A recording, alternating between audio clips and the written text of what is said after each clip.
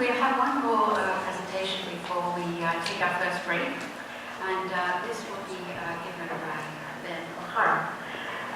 Ben is, actually, he's a member of our board now. We're really pleased about this. He began to volunteer with us while he was doing his Masters in Landscape Architecture at the University of Guelph, and was really interested. We were delighted to get somebody who was really interested in pollinators. And so he has actually volunteered with us on the hospice project and some of the others. And now he's going to tell us something about his research project. So, welcome. Okay, so bee puns are one of the greatest things ever. I'm here to talk to you about the burbs and the bees. As I researched more about the bees, I really found that the puns were pretty much endless when it came to doing this. So this is the title that I ended up narrowing in on after a long sort of 3 years of studying landscape architecture, and then a thesis year with help from Karen Langman, who was instrumental in sort of this project. And so it's improving native bee habitat in the suburban landscape. And so what brought me to this? I've been an environmentalist for a long time. Brought up in a family that spent a lot of time outdoors and being in sort of natural spaces. And a long time I thought about how we can balance between what is convenient and what we want to do, between what is environmentally sustainable. So how can we bring those two things together? I'm just as lazy as anybody else in my practices. It takes me, that to go over that extra little bit of effort to do those things that are beneficial to the environment, do take more effort. So how do we balance that? This is sort of a boring slide of how I got to this thesis, but basically the goal of my research was to gain an understanding of the barriers that suburban homeowners face in implementing ecologically sound gardening practices, with a specific emphasis on providing forage and habitat for native bees, and then to develop strategies that will build support for native bee-friendly gardening at the community level. And that's the sort of the key. What I found was that this needs to happen at the community level, and I'll get into this in a little bit. So just the sort of literature review that I went through for months on end of reading papers and sort of distill it down into a couple slides, and it's that there are approximately 1,000 species of native bees in Canada, and many are showing signs of decline. And no one knows what this decline is, and no one knows what's causing it. Scientists have a fairly good idea of what it is. And the consequences of it, and I'll get to what it is in just a little bit, is that 75% of human food crops depend on insect pollination, and 80% of native plants depend on insect pollination. So that's a huge percentage of our sort of both our food, which is selfish to us. We need our food, and also to natural systems. And the big thing that they are citing as sort of detrimental to native bee populations is fragmentation of habitat. And this is just sort of shows that over time, the green is sort of natural habitat, and then over time, we slowly see this matrix start to take over the landscape. And what this matrix is can be anything from farmland to urban centers to deforestation, that kind of thing. It's the other, the non-native habitat. So I really started to look into this, what is happening in this matrix, in this non-native habitat. And the one thing that struck me was that between 2006 and 2011, over 300,000 new homes were built in Ontario alone. This is, this is a big number, and really shows that there's this sort of, it's a big reason for this loss of habitat and the fragmentation.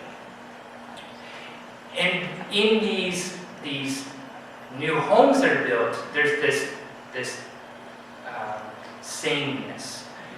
One after another are these traditional landscape aesthetics that really do not benefit native bee populations. Turf grass lawns, foundation plantings, plants that do not benefit native bee populations. And the reason for this is largely because of social norms, normative behavior that says you have to have a yard that looks like this, and pressures on the homeowner to meet this standard of lawn care. And it's a very powerful pressure that people have on them.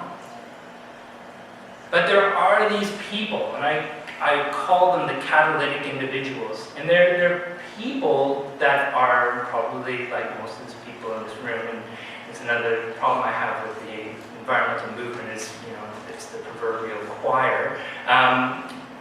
But I'm going to sort of help empower you to then take this out. So that's how I see a lot of this moving forward in changing the landscape aesthetic is through this catalytic individual. What they do is they take the ideas and they take it into the community, and then from those individuals, they can start to shift and change the normative behavior in the residential neighborhoods. So where does this all come from? Well, this comes from this idea of community-based social marketing, CBSM for short. And there's this great book called Fostering Sustainable Behavior by Doug Mackenzie-Moore. And I read so much social change theory, it would put you to sleep. So I really latched onto this sort of theory and ran with it. And it's basically that you have a negative behavior, you increase the benefits of changing that behavior and reduce the barriers to achieving that behavior. So it's a way of doing it. Recycling blue boxes are a fantastic example of it. Make it easy for people to recycle. Make it visible for people to recycle, or people that are recycling. So, by using this theory, I was able to come up with the sort of targeting routines and habits, barriers, and incentives for pro-environmental behavior or bee-friendly behavior. So the things that I found were that for gardeners, that there was aesthetic preferences and there were yard care behaviors. These were sort of the two sort of things that I saw as being able to affect. We had these large, expansive turf grass gardens, immaculate yards, all which go against native bee habitat. And then in the yard care, I found that the non-beneficial plants, the extensive use of mulch and pesticide use were all leading towards, these were sort of the behaviors that people were undertaking that were reducing the amount of native bee habitat in suburban landscapes. And the barriers then, so if I looked at the behaviors, I had to see why people were doing this, what were the barriers. And largely I found that it was the availability of specific plants at the point of purchase. So when people go to where they get plants, what is available to them? And I really found that people were saying that the plants weren't available to them. And there was an adherence to neighborhood and community norms, so really strong adherence to those norms. And a misconception towards the danger of bees and access to knowledge were sort of those big barriers that people were finding. So what I did was I did a survey. It was 31, some people who here answered my survey, probably some people in this room. So it was a 31 question survey and designed to verify these barriers and behaviors.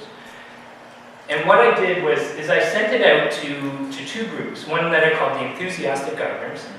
These were Pollination Guelph, the Waterloo Wellington Wildflower Society, and the Guelph and Wellington Master Gardeners.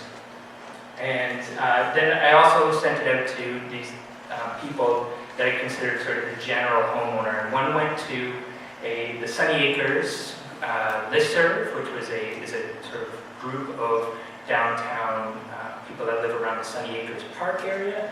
And I also went down to a very different neighborhood, the south end of Guelph, down into the Westminster Woods area.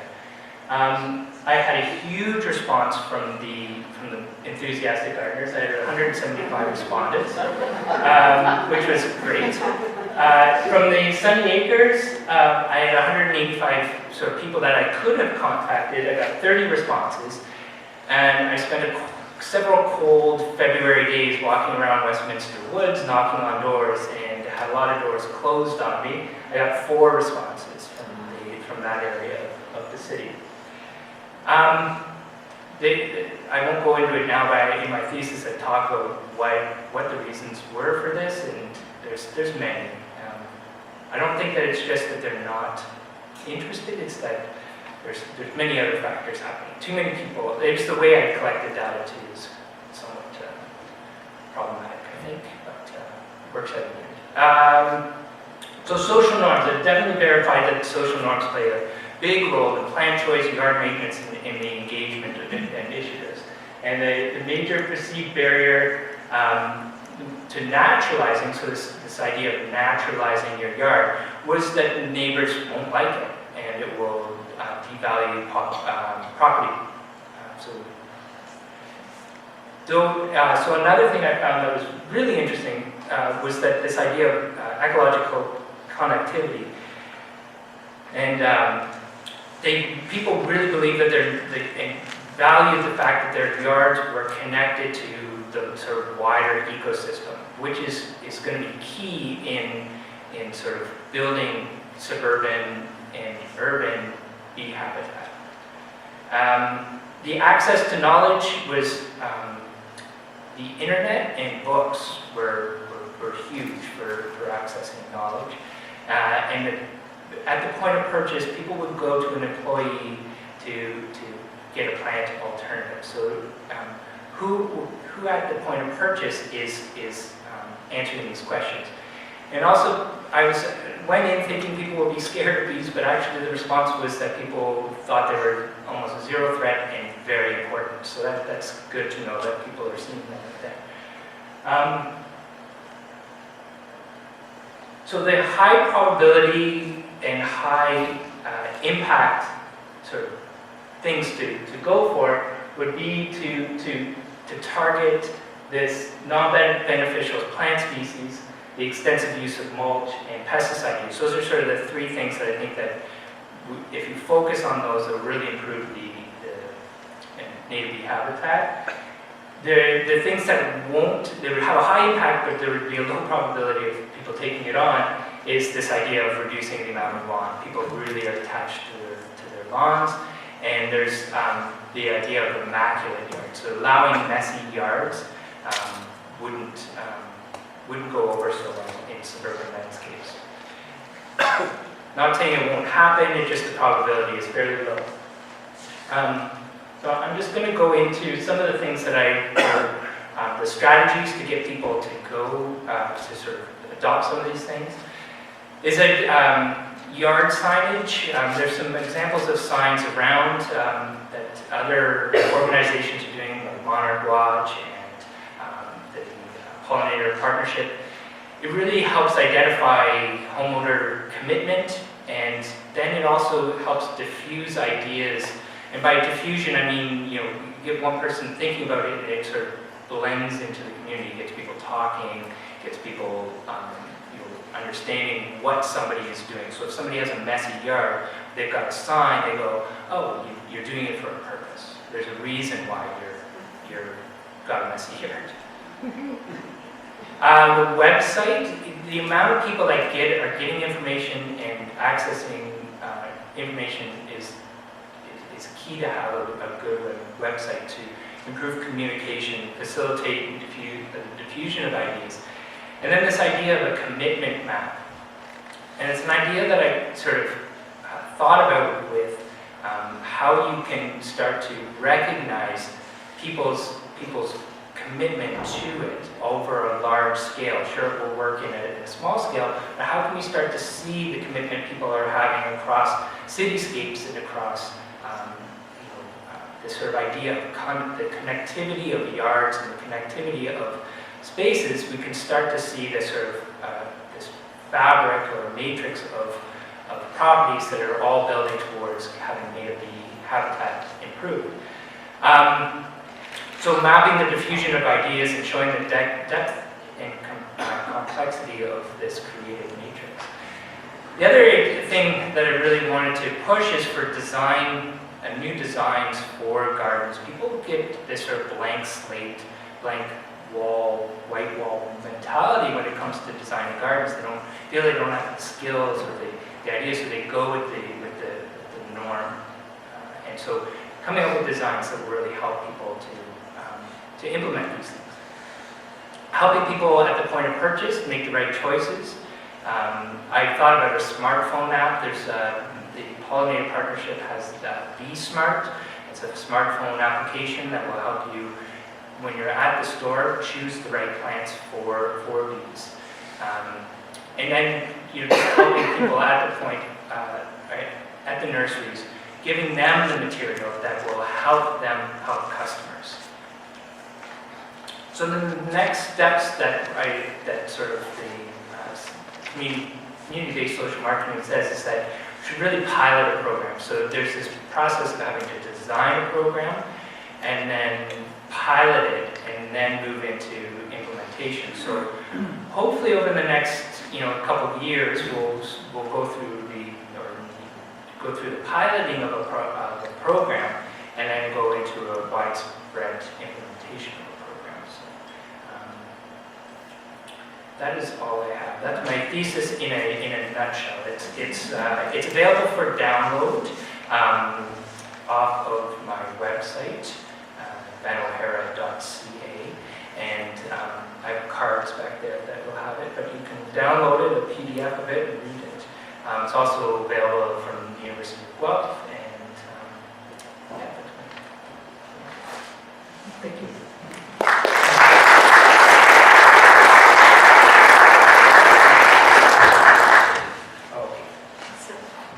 Thanks, Ben. That was really interesting. So I'm sure there'll be some questions that people would like to ask. And I might add to when Ben was mentioning about getting more information about the work that he did. He does also have some boards, display boards at the back side that detail some of the research that he was doing. So I'm sure there are some questions, so I'll hand this back to Ben. So you think I'm really dumb, but I need to know why mulch is a problem. Oh, right. The question is, why is mulch a problem? So mulch is, for ground nesting bees, they need to be able to get into bare soil. And we mulch in the horticulture, I can't remember which one it is. They recommend 4 to 6 inches of mulch is the sort of recommended depth. And that is too deep for native ground nesting bees to get through. So they say leave 50% of your yard free of mulch. So that's the reason. What's the percentage? About 50% is a good amount. But it's also where you leave that free. So it's that benefit. That was the one I really struggled a lot with because it's the environmental benefit of water consumption and weed control and things like that. How do you offset that with the negative effect that it has? A good environmental thing has a negative effect. So it's making sure that you leave areas for native bees to nest in the ground. Does it matter what kind of ground it is? Bare soil.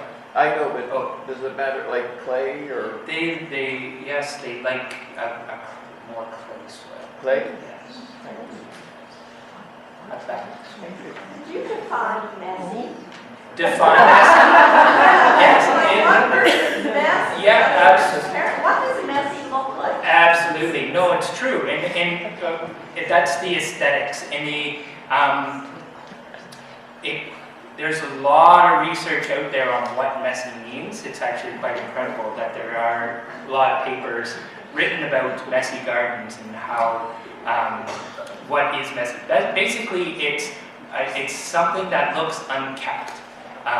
So a lot of tall grasses are seen as messy. Dead wood is seen as messy. Like unmowed grass is seen as messy. Sorry when I say tall grass. So not ornamental grasses, but long grasses. Edges not trimmed, so not kept in sort of tight, confined compartments is seen as messy. So that kind of idea. Describing my garden.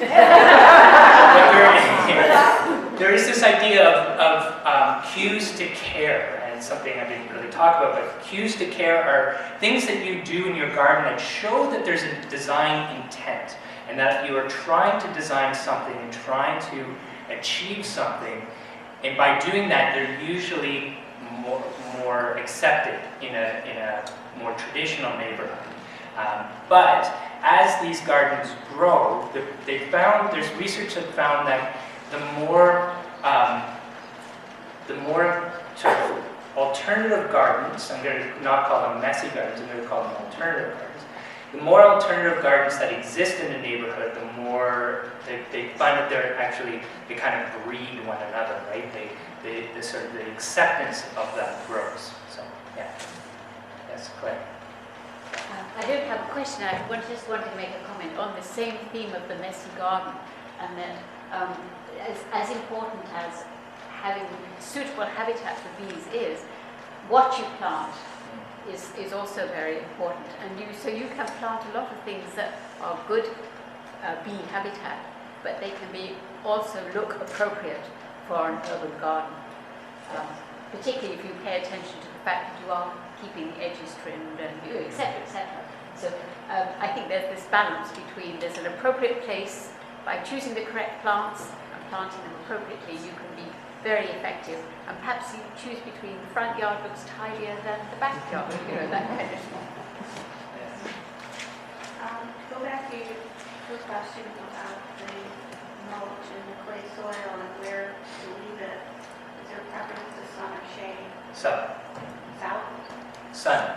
Sun. All sun. So that's another thing that so nesting is usually, the bees like full sun. They like to forage and nest in sheltered full sun locations. Excuse me, would it be possible for people making comments in the audience so that we stand up or have it translated so that people sitting around could actually hear? Yes, sorry, I didn't repeat the question. Yes. I mean, maybe the audience should be corralled better than me. Victor. With your app, you're talking about, do you envision having alternates? So when you go into the store, you use the app on a plant and it's deadly non-native. Would you say this plant or this plant? You've heard the area, right? So the question is more about the sort of the way that this sort of idea of an app would work, right? I have two questions. Oh, okay. Go ahead. Well, yeah, I haven't really given it much thought, but where that came out of was the amount of people that are actually using smartphones now. The number is growing and it's not slowing down, and making technology available to people to access the right information, right? People are. So how that works, I haven't quite refined down to what is actually technologically. I would love to see people able to go to the Home Depot and to their, where do people get their plants? And the majority of people are getting them from the big boxes now, rather than the sort of boutique nurseries. Those are more the specialty gardeners. So, yeah. Okay, so the other question is, I use leaves as mulch, and I do have a lot of leaves in the garden, but I need a certain percentage bare. But like floras have been in both for thousands of years, and they're messy, by the way, and they survive. Yeah. So do bees go around these and they get under in the spring? They're mostly gone, but still use them as mulch, and I still have a lot of trees. To honestly answer your question, I have no idea. Okay. But where that mulch-free sort of idea came from is from Gordon Franke in San Francisco, who is I think on a personal campaign against mulch. He calls it mulch madness, and that we're just so enamored with mulch, we don't often think about. But I think what he's talking about is pine mulch and cedar mulch and big, heavy sort of bark and wood fiber mulches rather than grass or leaf mulch. So to answer your question, I'm not totally sure. But there's also the benefits that leaf mulch has for overwintering leaves too, right? So they'll nestle down into those big thick leaf mats and overwinter. So there's benefits. Yeah. The Ontario Invasive Plant Council has a nice little neat booklet, Plant Me Instead, which will give you ideas on what you can plant, and your groups can get that booklet from Ministry of Natural Resources. Or I'm the afraid I did 5 copies of it. I didn't quite. Yeah, it's those are that's a very good, another good example of a community-based social marketing campaign.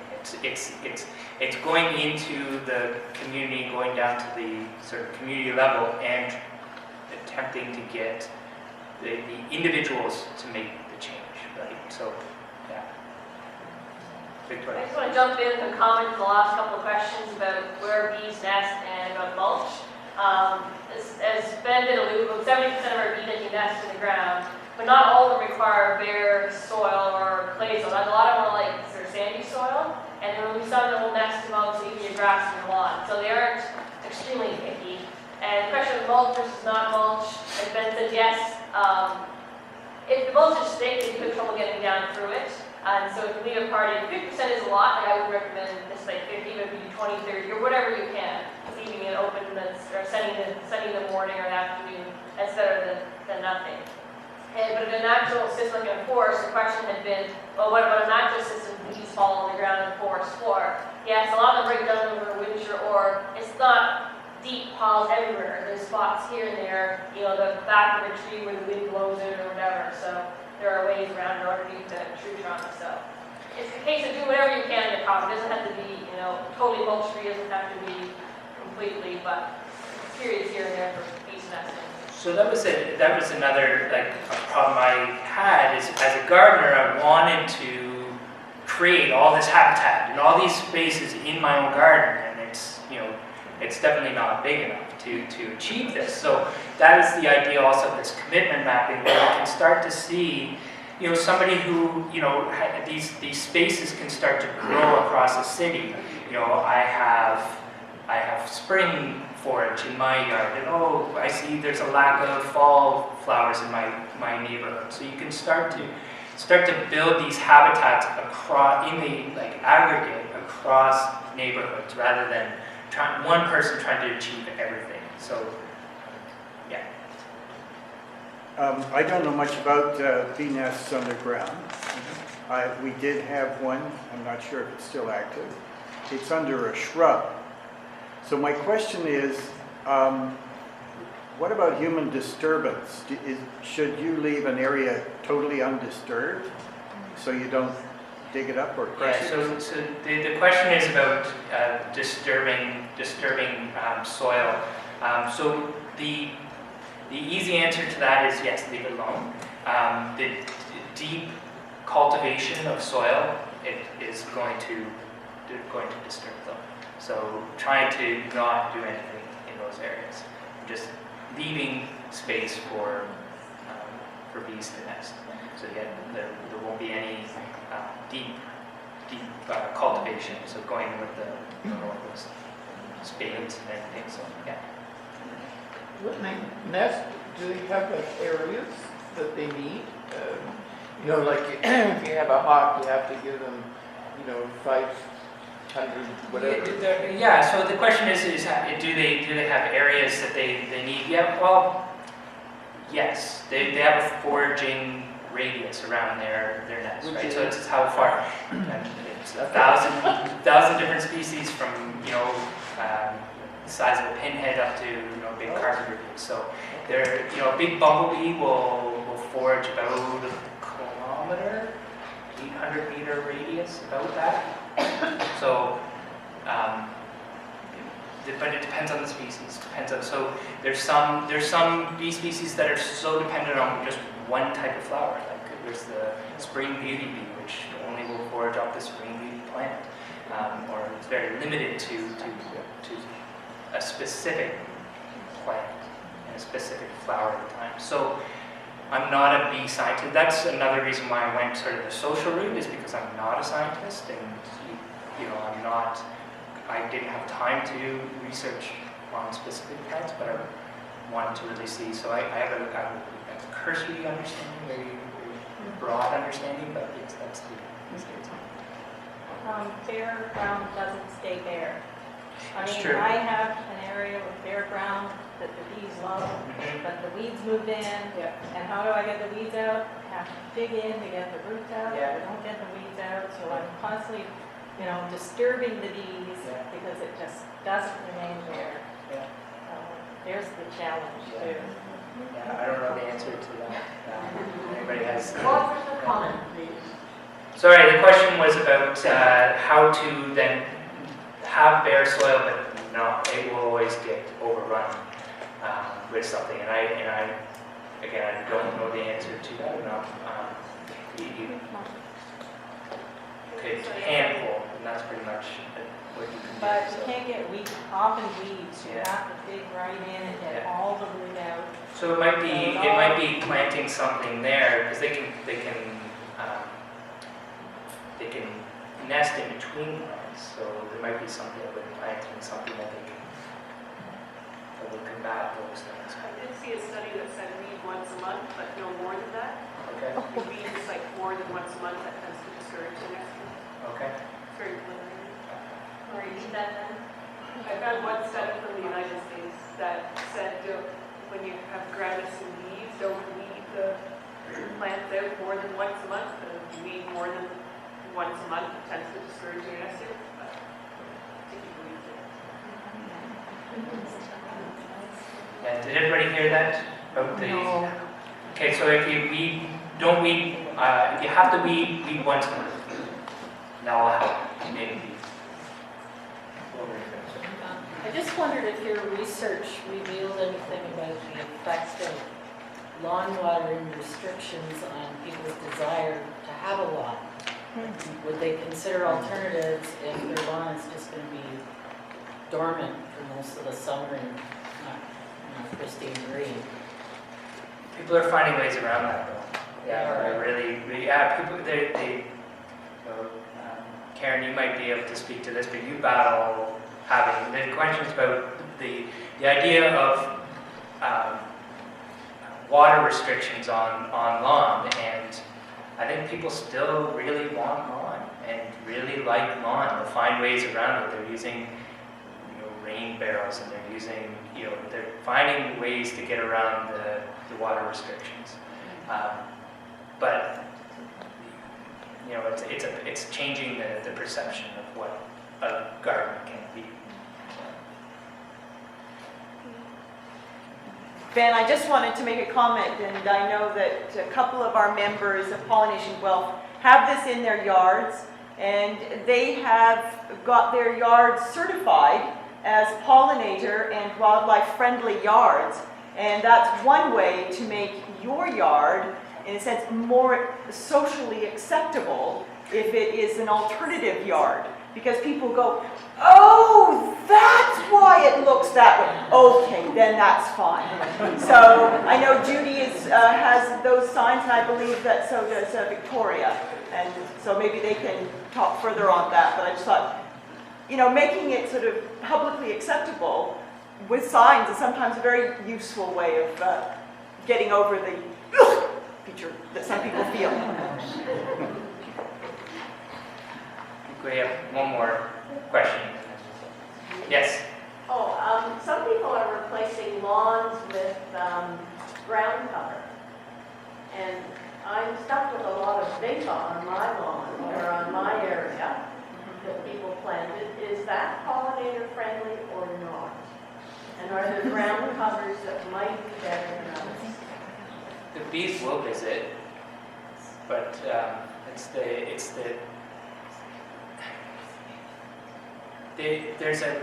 I can't answer that. There might be somebody who can give an alternative to it.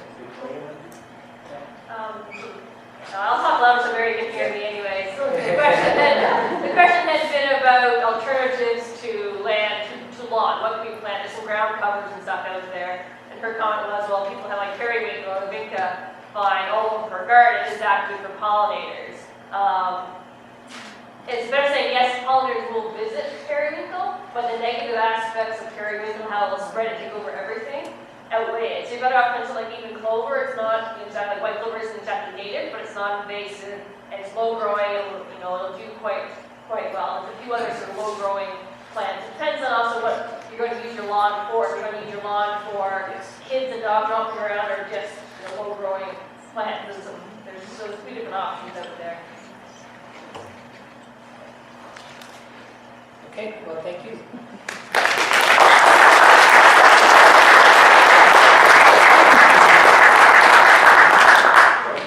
Thank you very much, Ben. It was really interesting.